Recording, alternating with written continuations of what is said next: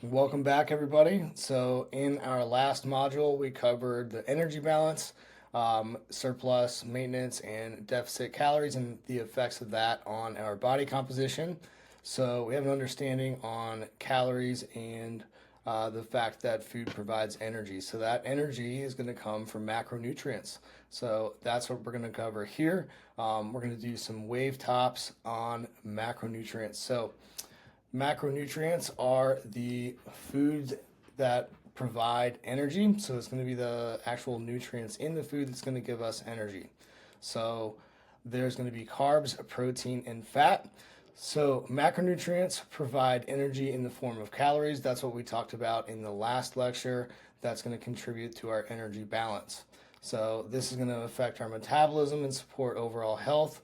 We need the nutrients from this food to actually build and repair tissue within the body, provide energy, create hormones, etc. So, without getting too detailed, we're going to start with protein. So, protein is made up of amino acids, and those amino acids are what is used to build up all the tissues in our body. So, at any given time, our body is breaking down and repairing itself.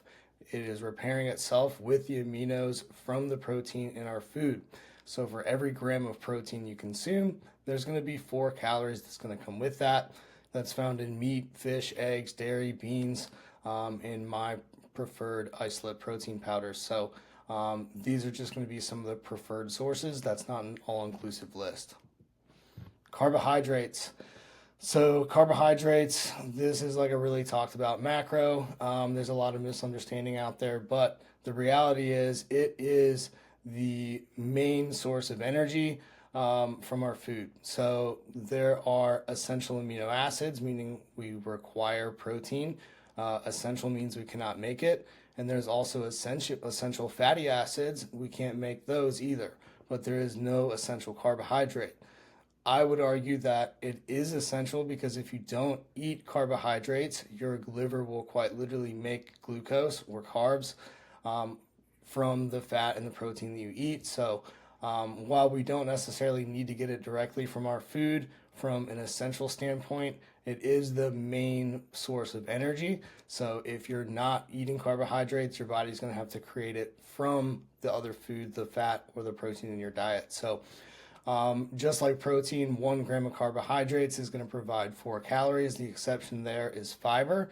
So fiber is an indigestible carbohydrate. Even though we can't get energy from it, we still need that fiber. Fiber is really good for digestion. It provides prebiotics. It allows the microbiome in our gut to thrive. And it's also going to provide bulk to the stool and keep digestion moving. So soluble fiber is going to have 2 calories per gram, and insoluble fiber is completely indigestible, and we're going to have 0 calories from a insoluble fiber. Fats. So dietary fat is essential in the diet. It's going to be an anti-inflammatory if we're eating the right ones. We're going to deep dive into each one of these macronutrients in the next lecture. This is just going to be wave tops. So we do indeed need fat in our diet. 1 gram of fat provides 9 calories, so it's going to be a lot more calorie dense. And you're going to find this in nuts, seeds, oils, avocados, fatty fish, in your fast food items and restaurant items are also going to be like really high in fat just due to cooking oils, things like that. So,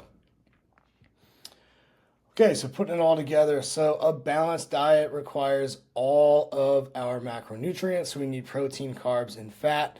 However, that's going to be highly individual to you, your body composition, your metabolic health, your activity level, how much muscle you carry. All of those things are going to adjust your individual calorie needs, but everyone needs a balance of all 3. Okay, it's not just macronutrients that matter. The importance of whole foods cannot be overstressed. Single ingredient whole foods, chicken, beef, turkey, eggs, rice, potatoes, vegetables, fruit, things that are just a single ingredient that we can make into food. That's just going to have the most nutrients. Also, cooking things at home, you're just going to have the best control on what goes into that. So, sticking to whole foods is going to be a cornerstone of good health, good body composition, etc. So, it's important to monitor our progress. So, this is why you work one on one with a coach. This is why you're tracking your food. And this is why there's like a meal plan in place or some kind of overarching nutrition plan that you're monitoring your progress and adjusting as needed. So this is the basics of macronutrients. So it's going to be carbs, protein, and fat, as well as fiber underneath that carbohydrate. So, all right, look forward to the next lectures where we dive deeper into each one.